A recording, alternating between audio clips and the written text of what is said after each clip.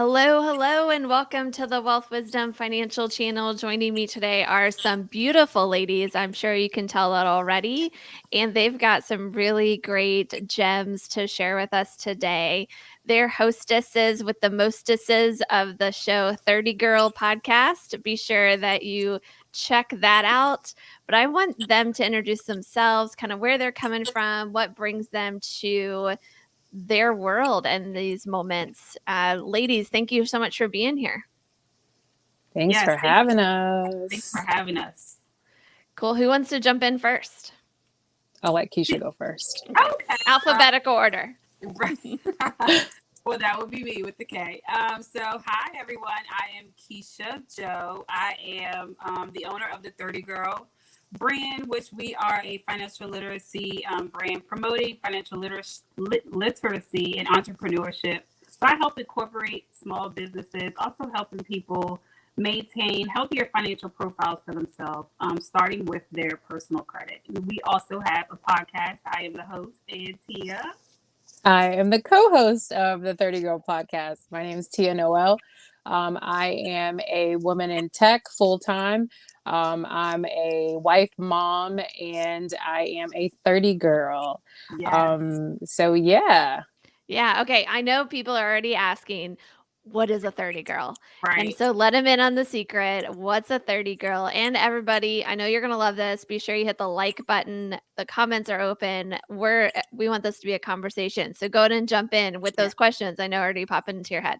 So what's a 30 girl?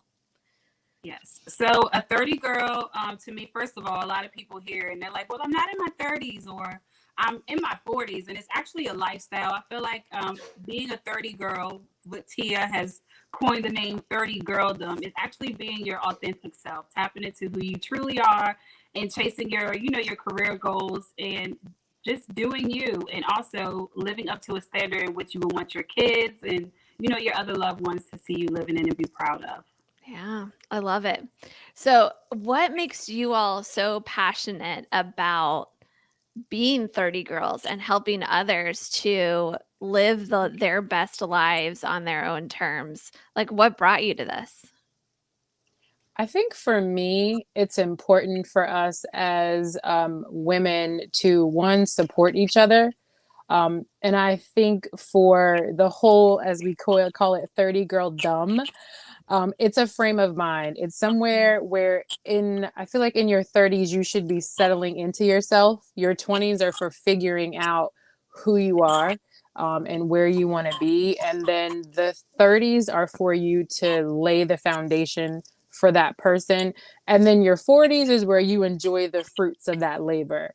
Yes. So for me, the 30 Girl brand is all about that. It's about helping you and helping women and men achieve that frame of mind to where, okay, yep, I enjoyed my 20s.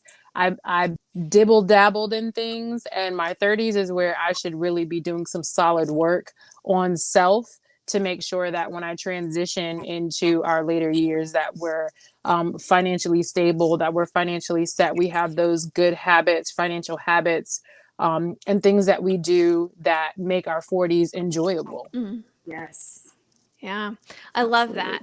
And as I think about like a lot of folks that I know that are in their 30s, including myself, as we've maybe made the mistakes wanted to make in our 20s and maybe early 30s, if we're honest, right? Yeah. That some of those mistakes we do need to think about, like how they've impacted our credit, because our Yes. credit's going to stick with us our whole lives. But before we get there, because I know you've got some really great wisdom to share related to building our credit, what about some of those more mindset things? How does one decide I'm ready to be a 30 girl? I'm ready to really like own who I am and lay that foundation that's going to stick with me for another 3, 4, 5 decades. Yeah, so I think it comes in circumstance. Certain circumstances will definitely make you ready to tap into your 30 girl dumb.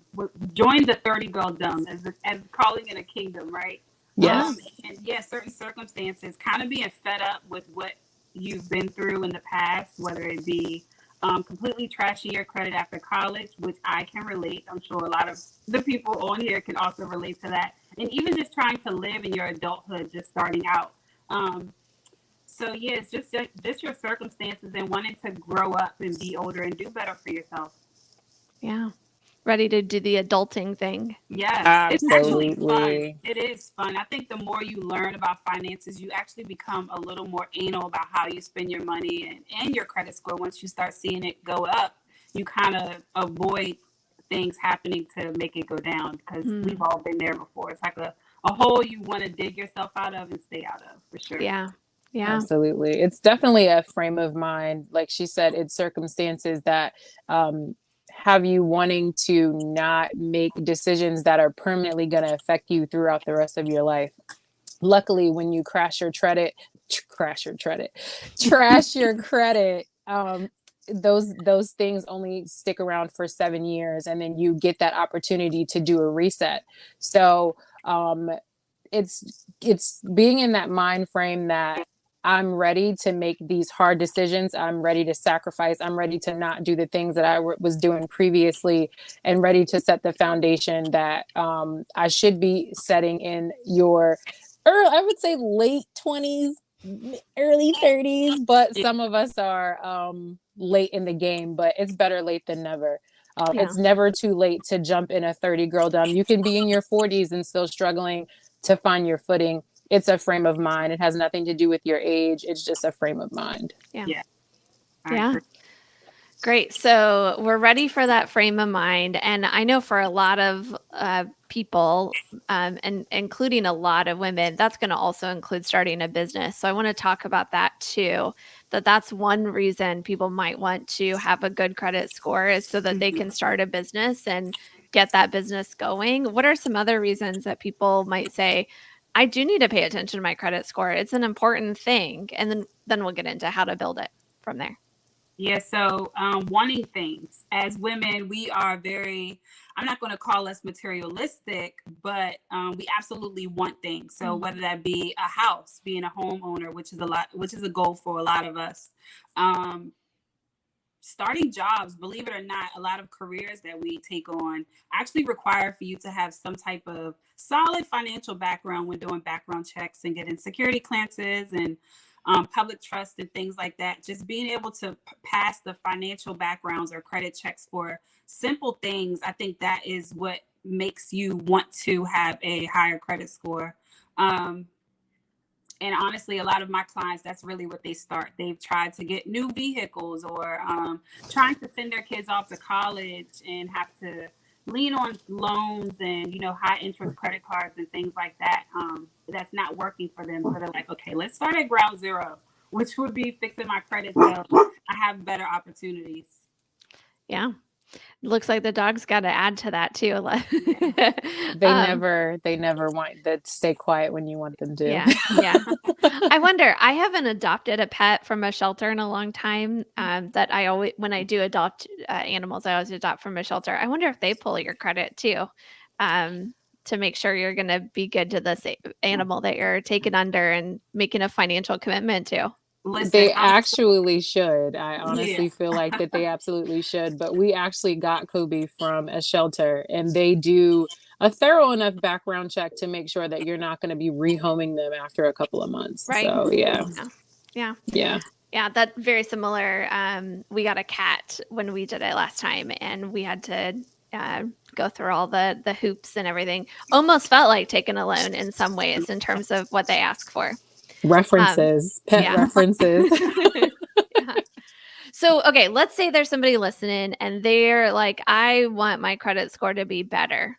What's some of the best things they can do to move in that direction?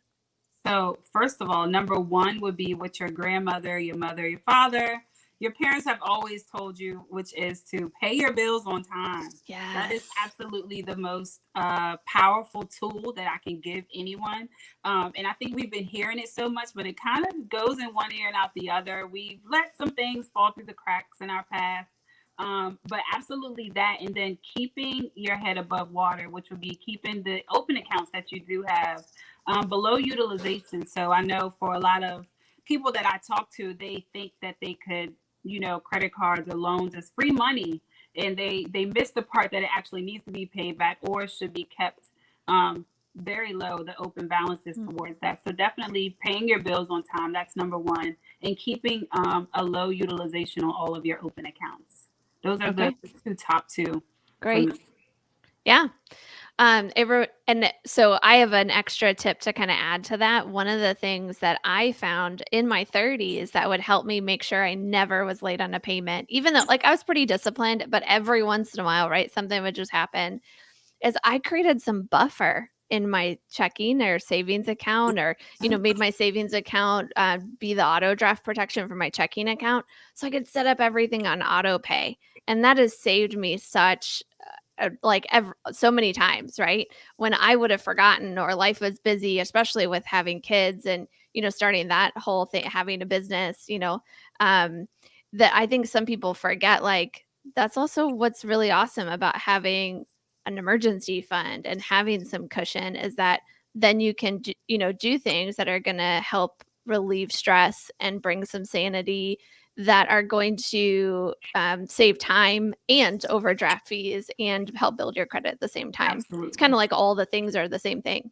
It is. Absolutely. And I feel like that comes with a lot of growth. I was going to say that auto pay is like, it's scary. It is. It is. It's scary for people who may be living paycheck to paycheck and they're having a hard time making those payments. So I feel like auto pay is, you have to be at a certain point in your financial freedom to turn on auto pay for some people. But that goes with living within your means and sometimes below your means, because if you're living beyond that, then that's when those things are going to get scary, because you're spending more than what you have coming in. So when your bills are ready to be due, it's not low because you went over on nails, or you went over on hair, or you went over on self-care. So it's definitely living within or a little bit below your means, just to make sure that you can have that auto pay on. So when a bill is due, it's going to be there, because that's how you balanced and you budgeted your money. Yeah, that makes sense. Yeah, I agree. Okay. I always love a good story, something that really makes this practical, but also like reminds people they're not alone in whatever they're going through. Someone's done it before. You got any good stories for me? I have it's really not a good story, but I feel like a lot of people may be able to relate to. Okay. And I know we talked about this a little bit on the podcast last week, but I just started like my whole retirement thing. And you think that everyone should be starting retirement super, super early, but a lot of us haven't gotten to that point to where we feel like we can pay into our retirement or set a set amount of money away to put into our retirement. So I recently just started doing that, and that made me feel like even more of a 30 girl, because Kisha's been getting on me about paying into my retirement, because she's like, it's going to make the tax bracket lower if they're taking out. So yeah. So I was asking a whole bunch of questions to my employer about like retirement and things. And just because when you start working and when you start, I wouldn't call it a real job, but when you get a real job that offer you retirement contributions and things like that, all you see is money coming out of your check that you can't touch. And for somebody who's living paycheck to paycheck or on like this strict balanced budget, all you see is this $200 a month that's being deducted that you can't touch or you can't spend. And it's scary to say, you know what, go ahead and take that. But there's so much more to that retirement that they're taking out. It's the match that you get. It's all of those other things that make that retirement, that little bit that they do take out every check, which may seem like a lot in the moment. But when you do look at it and go back a year, you're like, oh, wow, okay. I got some money. I got some money. Yeah. I was doing some math earlier for some prospective clients that I was talking to, and they were like, we could maybe do this, but we'd love to keep like 100 back and not put 100, this 100 in. But what kind of difference is that going to make? And they're in their early 40s. So we're like, well, maybe over 25 years till you're 65. What difference is that going to make? And when I did the math, it was $40 some thousand difference for their retirement, that $100 per month. can make a pretty big difference. Absolutely. Yeah. And I think for a lot of people, it just scares them. We want our whole check, right? We don't even want taxes to come out. You feel like I've worked 80 hours. I want the whatever my hourly rate is times the 80. So I think a lot of us actually ignore how much benefits are helpful. That's why it's called benefit. So much to the point where we're kind of aggravated that money has been taken out of our checks, not just for retirement, but also for like health stuff. And I know working for the government or even working under government entities, you have like there's programs that help you, which is the HSAs and the FSAs and stuff like that. So take advantage of all of the benefits that your company offers, and not just not going to get your updated appointments. I know a lot of us even lack in that area with staying on top of it. You pay for it, so definitely take advantage of it. Yeah, for sure. Do those wellness checks because we have to invest in our health as much as we're investing in our financial futures as well. That's a good one. Love that. Great. As you're looking toward your future and building the 30 girldom, what are you looking forward to? What are you excited about? So for me, going back to this adds to my whole story of actually, I was, like I said, one of those people who completely trashed their credit after college. I want to say that I really didn't even have a chance. By the time my loans hit my credit at 22, I was like in a place that I've never been before. So getting things became extremely hard for me. So when I had my daughter, which I consider me having my daughter young, I was 22 when I had my daughter. She's 13 now, but I have a much better sound mind financially now to help her, to guide her moving forward. So we know how to avoid high interest loans or even having to pay for school in its entirety. There's so many other avenues and different options out here for us. So I just look forward to being a blueprint, an example for my daughter moving forward. So she doesn't make the same bad financial habits or create the same financial habits that I did. Yeah, love that. Got to pass it on, what we've learned for sure, which you're doing to millions, I hope, of people that are listening to the 30 Girl podcast. And then maybe your daughter might get to go back and listen to some of those episodes when she's ready too. Yes, absolutely. Yeah. I think I'm just looking forward to enjoying all the hard work and the sacrifices that we're making now, so we don't have to have that financial worry or let the what ifs or the dangle. And if they do, that you're financially sound, so that you can dodge whatever comes your way. So right now it may seem like a sacrifice and a struggle, but one day you'll be able to enjoy those sacrifices and look back and be like, you know what, I'm glad I did all that, because now I don't have to worry as much. I don't need wrinkles. Worry wrinkles. Yes. Yeah, great. Sounds really good. I know folks are going to want to follow you and start listening to your show and maybe even work with you to do some credit repair or open up their own business. What's the best way for folks to find you? Yep. So you can follow me at the 30 Girl on Instagram and on Facebook. You could type in the 30 Girl in Google anywhere, or just Kisha Jo. It pops up now. I'm super amped about that. And the podcast is everywhere that podcasts are streaming, the 30 Girl podcast. Great. Love it. Tia, did you want to add anything? Oh, yeah. You follow her and then you follow. Yeah. So you can follow me at tia.noel. The O is actually a 0 on Instagram. And you can follow me there. I don't have any other open pages, but you can go to that one. Okay. Love it. Perfect. I want to give you both a chance to give one final encouragement or tip to our audience. One thing I want to add while you're thinking about that is I love take advantage of the benefits, the match that you get from your employer. But I also see too many folks in their 50s who only did things to their employer. As their income grew, they still thought that was enough, and they never took that next step to do stuff outside of work. to find a financial professional they know, like, and trust, and to make sure they're building their safe money.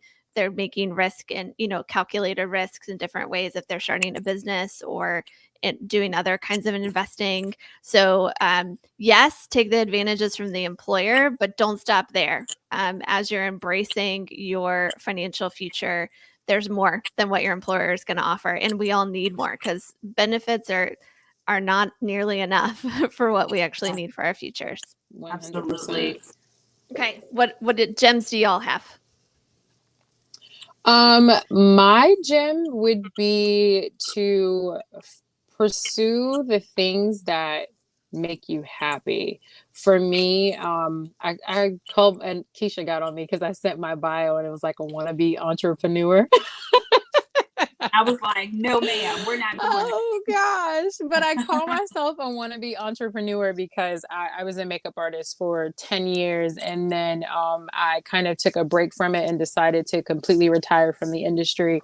But now I'm kind of dabbling back into other things. And when I got pregnant with my daughter, she's 20 months now, but I kind of missed the things that make me happy. And I felt like I was kind of pouring from an empty cup. So I started pursuing things that make me fulfilled, and having her and pouring so much into a little one so late after I had my first, it made me realize that I missed the person that I had become before becoming a mom for a second time. So really pour into yourself, make sure that you're taking that self-care. And if financial self-care is the best, because we don't want to have those struggles, we want to be able to pursue those things and not have finances stop us from pursuing the things that we love. So yeah, that would be my tip. Yeah, I'm gonna have to say that's my tip as well. Kind of the same with Tia. Leaving corporate America in 2019, pre-COVID, completely rocked my world. But at the same time, it's nothing that I would ever change. Not yet. I could always go back, but I'm really not feeling it right now. And I think it's just loving what you do. Find something that you're super passionate about. And I know we talked about, Tia just mentioned, being able to back whatever it is that you want to do, whether it be for yourself, starting new passions, or taking time out with your family or your kids.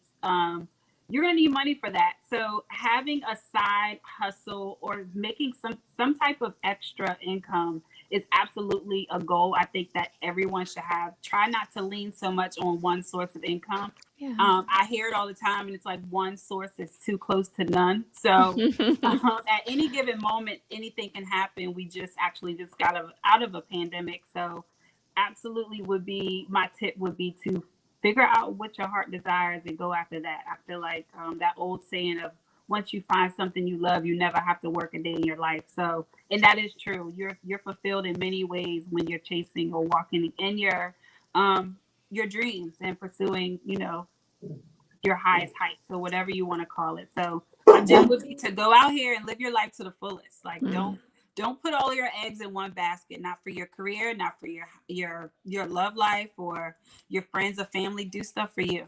So that's my gem. Love it.